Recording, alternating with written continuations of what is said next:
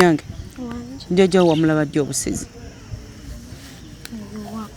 ewaka ng'akola atya waliwo wenasituka nti ekiro nemulaba ng'ali bwereere.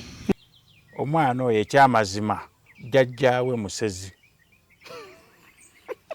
si mu bubi naye ng'okusinziira mu mitendera gyonna jjajjaawe muki ng'owetegereza omwana byayogera n'ewaka ekifaananyi kye nalaba ewaka jjajjaawe muki musezi olaba nti nawe olaba noguno omubiri gwange olowooza baali bampanga oba nnyama gye yampeerangamu eddagala guno omubiri gwange gwali wenagendera omubiri nga gwazimba nga nagejja nnyo ye olimba sirimba. Omwana waliwo yagambira nti yatuuka n'agejjagejja ebitategeerekeka. Buli lwe bakusala buli lw'osalibwa eddagala eryo nga lirimu ennyama y'omufu kweri oteekwa okugejja. Ffe bangi tubajjanjabyeko ne wano wennyini oteekwa okugejja obulago buno bwonna ne bugejja bwe buti bwenna omubiri gwonna. Erimu ki badde sikimanyi. So lwaki yatuuka mu mbeera eyo nti kiri kyali tekinnaba empewo eri tennaba kumwebowa. Kyova olaba nti yakola ki naye waabanga amaze kiri kimaze okukkiriza ng'emutuddemu ne waali ennyama ye kyova olaba nti abagirya ojja kugamba nti webagamba nti alya ate lwaki ye takola bw'ati lwaki kiraba abeera bw'ati gwe olwaleero bagikusala oba bwe njikuwa nga nze osobola okuyisibwa mu mbeera bw'ekyo. Era nawulira nga bagamba nti omwana nga bagamba nti jjajja alina n'essabo n'abagamba nti muyinje mu nnyumba mwaze fano tetuzimbangawo ku ssabo ng'ate ekyoto kiri mu muti awabeera ekyoto wetegereza wabeerawo ki eryo liba ssabo ekyoto ekitafumbwako mmere liba eryo ssabo ddamba oba liri mu muti oba ekyoto kiri mu muti oba kiri mu mayinja oba kiri wa nga woolaba kiri ekyange ekyoto kiri yinza okuba sirina masabo gano naye nga ninawo ekyoto ekyo eryo ssabo ddamba kuba mwe tusabira essabiro eryo ssabiro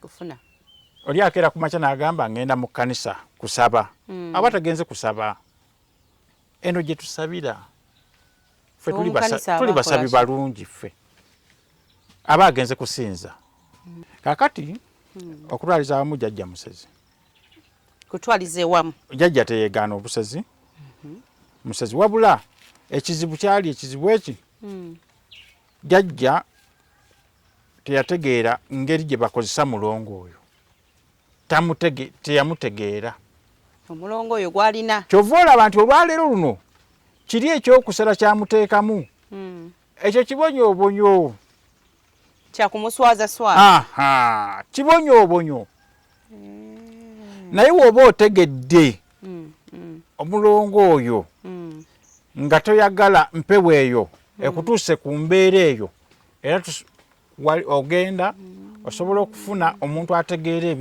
emitendera egyo n'akutereeza oba n'abatereeza ne musobola okuva mu mbeera ey'obusezi ne mudda mu mbeera eya bulijjo ate era ne musigala nga abagabirira kuba abo bajjajjaffe tetulina bwe tuyinza kubasuula ffenna tubayina wabula kubategeera tegeera ente nti erya weerya evaamu amata naye gwe onaakama otya ente gy'otawadde kulya